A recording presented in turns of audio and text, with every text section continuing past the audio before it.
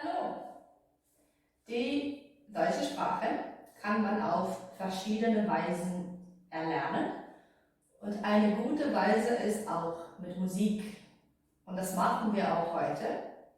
Wir werden uns einen kurzen Refrain anhören und dann 5 neue deutsche Wörter oder Phrasen lernen. Das macht ja Spaß. Das Lied heißt Tage wie diese von den Toten Hosen. Das können Sie auch gerne auf YouTube suchen. Und es geht irgendwie so. An Tagen wie diese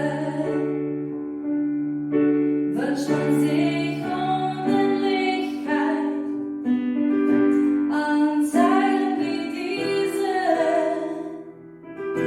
haben wir noch ewig Zeit. In dieser Nacht der Nächte, die uns so viel verspricht, erleben wir das Beste. Kein Ende ist in Sicht. Das war's. Und jetzt lernen wir 5 neue Wörter. Das erste Wort ist sich wünschen.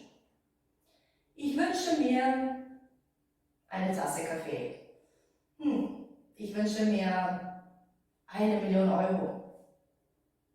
Ich wünsche mir ein neues Auto. Das zweite Wort, die Unendlichkeit. Unendlichkeit Neskonstost. Ein sehr schönes Wort. Das dritte Wort, ewig.